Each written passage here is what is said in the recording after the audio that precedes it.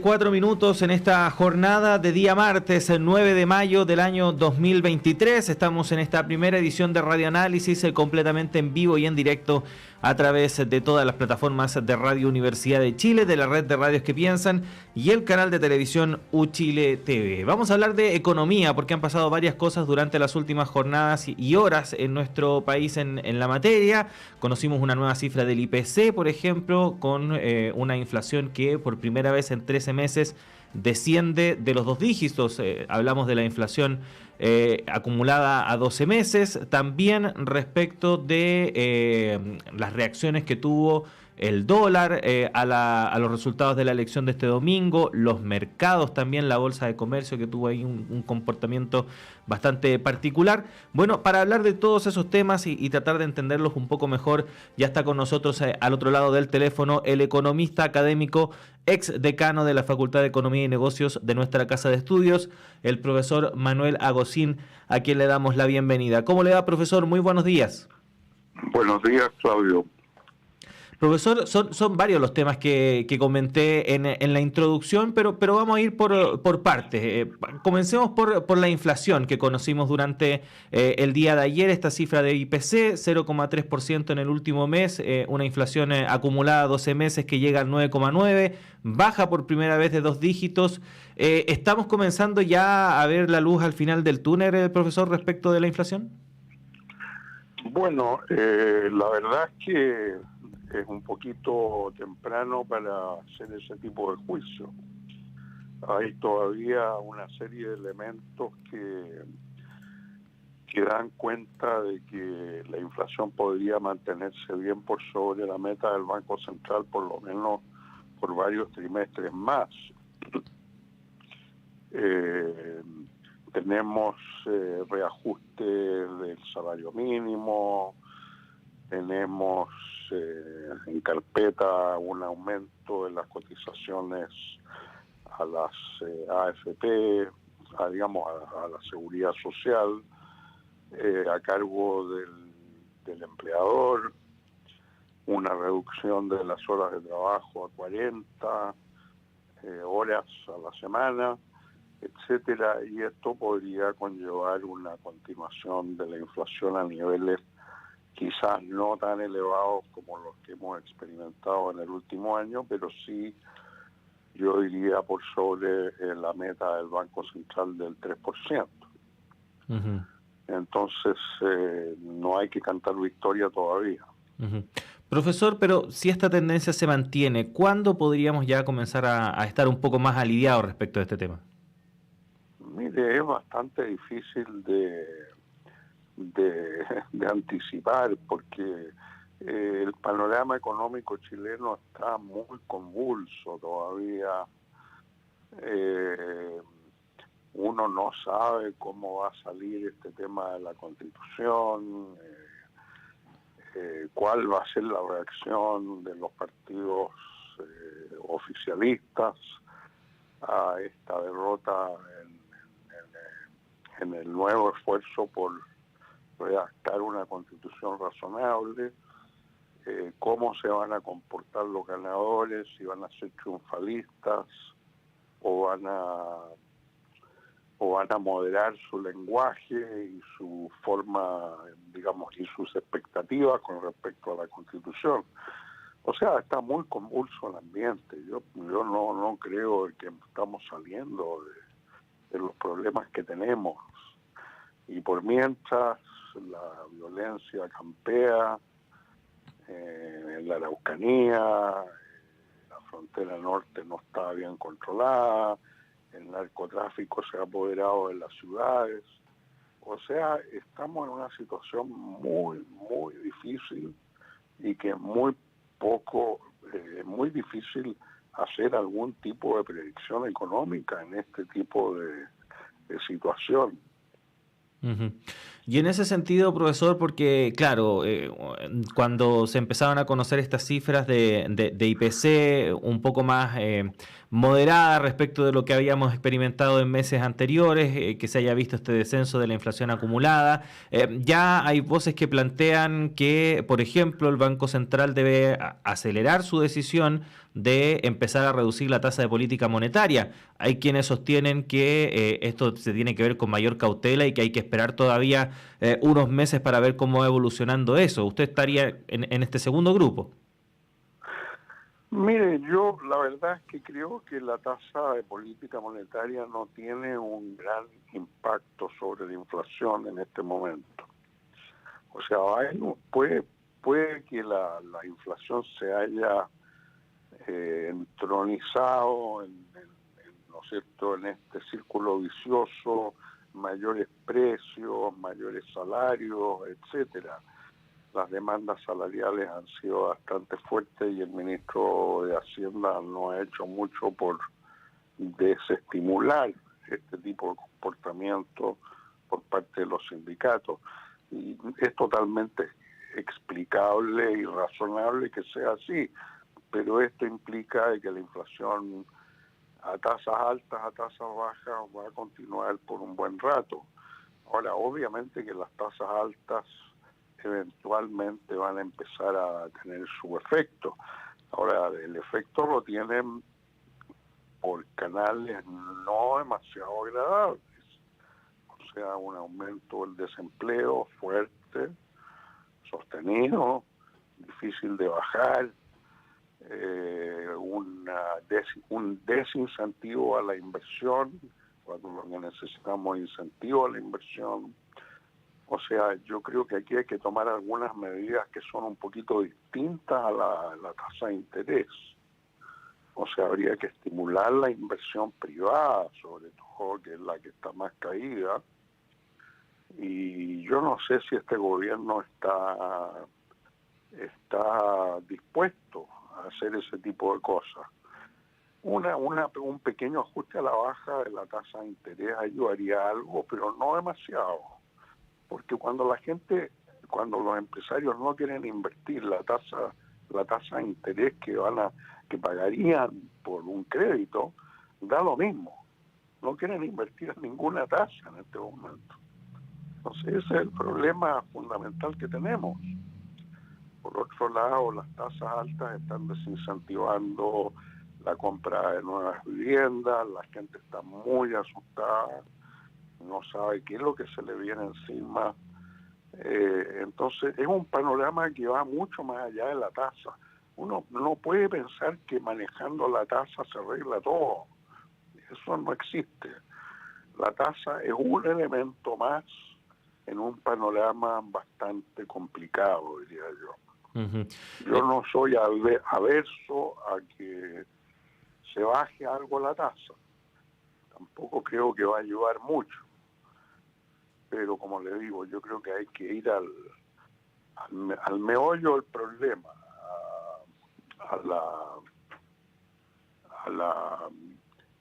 al incentivo a la inversión, uh-huh, ¿no es cierto? Y eso no lo veo. Por el contrario, el presidente Boric, en lugar de aprovechar el interés que hay en Chile por inversionistas en el litio, empieza a hablar de cosas que no van a suceder. O sea, y menos ahora en el escenario que tenemos. Esa empresa nacional del litio simplemente no va a suceder, y eso él lo debe saber, ¿no? Porque es un hombre inteligente, no es un poquito joven, un poquito duro de matar, por así decir, duro de cabeza, pero tiene que darse cuenta de que eso no va a pasar. Esto tiene que pasar el Parlamento, no va a pasar. Entonces, hablarle en este momento de que el Estado va a tomar una posición mayoritaria en cualquier proyecto de litio, me parece un error tremendo. Este es el momento para aprovechar el boom del litio, y esa ventana se va a cerrar eventualmente. porque el litio hay en muchas partes del mundo. Chile no es el único.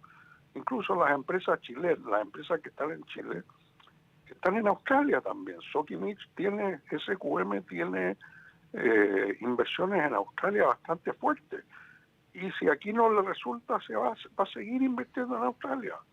Albemarle tiene la gran mayoría, digamos, el porcentaje más alto de sus inversiones está en Australia. Entonces, en lugar de invitar, de convocar, le dice, mire, usted viene acá con su capital, con su tecnología, con su gente experta, y me tiene que dar un 51%. Entonces, ¿qué dice un inversionista en Australia? Me piden 25% de royalty y se acabó. Bueno, me voy a Australia, pues. Entonces, estamos jugando a un partido, estamos jugando a un diálogo de sordos acá. Profesor, entonces tomando en cuenta cómo quedó reconfigurado el mapa político en nuestro país a partir de la elección del domingo, ¿el gobierno debiese replantearse cuáles son sus orientaciones en materia económica? Pero obvio, si no lo hace, va a haber un malestar tan grande aquí que el famoso estallido social o delictual, como usted lo quiera llamar, porque tuvo de las dos cosas, va a ser juego a niños. Mire, no se puede seguir insistiendo en cosas que no tienen asidero, que no pueden pasar un congreso. Entonces usted tiene un congreso totalmente dividido entre 20 partidos distintos y insistir en cosas que no van a pasar por el congreso me parece ya una falta de comprensión de la política del porte un buque.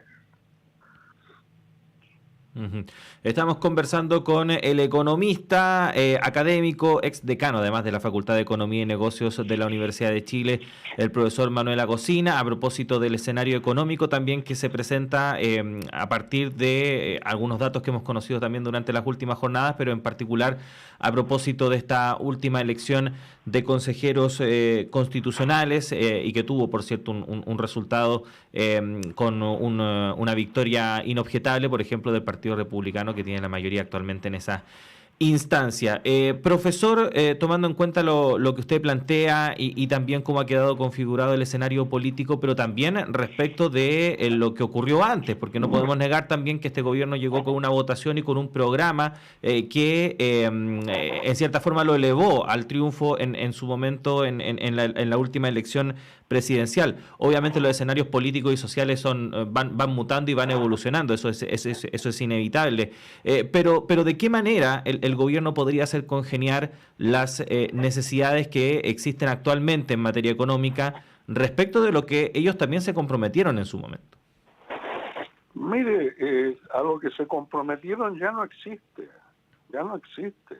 La preocupación central de los chilenos, como digamos esta última elección que tuvimos para el ente constituyente, como le llamen, le han cambiado el nombre ya un par de veces. Esta elección nos está diciendo algo. Lo primero que nos dice es que los chilenos estamos asustados. El país, nos están robando el país. El narcotráfico, el terrorismo en el sur, las fronteras descuidadas por donde entra cualquier hijo de vecino que no viene a contribuir. Los primeros venezolanos que llegaron acá llegaron en avión, con papeles, llegaron a trabajar. Hay muchos venezolanos, yo diría decenas de miles de venezolanos que son personas de bien, de trabajo y que han venido a colaborar. Hay profesionales, pero los que llegan indocumentados por la frontera del norte, caminando, son gente que no viene a contribuir al país. Entonces tenemos un problema de terrorismo en el sur que no cede. Tenemos una frontera descontrolada y tenemos además un narcotráfico entronizado en nuestras ciudades. Ahora, esto es lo que le preocupa a los chilenos. Por eso que votaron por el Partido Republicano, que es el único que dice que esta cosa tiene que terminar. Entonces, no es de sorprenderse, esto no debía ser ninguna sorpresa para nadie. Yo estoy asustado. Yo no voté por los republicanos, pero estoy asustado. Estoy súper asustado. O sea, yo he cambiado la forma de desplazarme, de moverme en la ciudad. No quiero ir al centro nunca más. No quiero salir del centro después de las 10 de la noche. No quiero meterme en la autopista, donde a la salida me van a secuestrar o van a robarme el auto a punta de un revólver. Entonces, todos estamos cambiando nuestra forma de actuar. Entonces, el resultado de esto es lo que vimos en la elección. No es ninguna sorpresa. O sea, el que está sorprendido no está viviendo en Chile. Uh-huh.